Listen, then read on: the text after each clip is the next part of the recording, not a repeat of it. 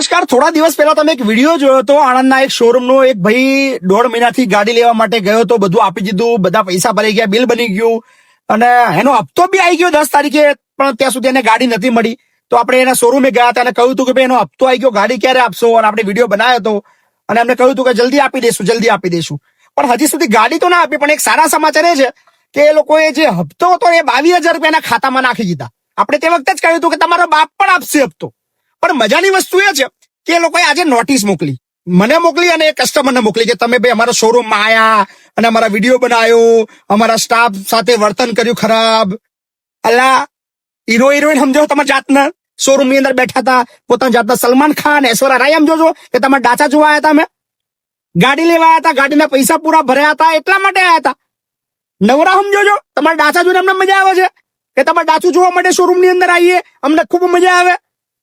હે હરીશામ જોવો છો ડાચા પોતાના? નોટિસ મોકલો છો, નોટિસમાં લખો કે વિડીયો ડિલીટ કરી દેજો, નહીતર ભારતીય ન્યાય સંહિતાની કલમ ફલાણો ઢીકણું ના દે. ભાઈ હા ઇતિહાસ કાઢ લેજે મહીપતસિંહ નો. હજુ પાછળ તો પડ્યો જ નહીં, ખાલી એક સાદી વાત કરી દે કે ગાડી જલ્દી આપી દેજો. એક ગરીબ માણસ છે, ટેક્સી પાર્સિંગ ની ગાડી લેવા આવ્યા છો. ટેક્સી પાર્સિંગ શા માટે? એટલે ખબર છે ને, ગરીબ માણસ 1.5 મહિનાથી સાલા ઉલ્લુ બનાવો છો. એક હપ્તો તમે ભર્યો, હજુ બીજો હપ્તો બી લઈશું, શાંતિ રાખો. મજાની વસ્તુ કહું, પાછા ક્યાં ડિલીટ કરી દેજો વિડીયો અને માફી માંગી લેજો. મહીપતસિંહ માફી માંગે તારી આગળ. હજુ તો એક વિડીયો બન્યો, એક ને બીજા 10 બનવાના છે. હવે 48 કલાકનો સમય મહીપતસિંહ ચૌહાણ આપે છે આ શોરૂમ વાળાને. 48 કલાકમાં ભાઈને જો ગાડી ના મળી તો દર 1 કલાકે વિડીયો આવવાનો છે. હિન્દીમાં આવશે, ઇંગ્લિશમાં આવશે, આખી ઇન્ડિયામાં આવવાનો છે. અને જે બૂમ પડવાની છે, મજા આવવાની છે. અને ખુદ હવે ઇન્ટરેસ્ટેડ છું. 4 મુદ્દા કીધા એમને કે વિડીયો ડિલીટ કરી દેજો, જાહેરમાં માફી માંગી લેજો અને 10 લાખ રૂપિયા લો. 10 લાખ તમારા બાપો આપીને ગયો હતો કે બીજું કોઈ મિલીને ગયું હતું મારે ત્યાં? 10 લાખ રૂપિયા લો. 48 કલાક સાદી ભાષામાં કહું છું, ગાડી એ ભાઈના કપિલના આપી દેજો.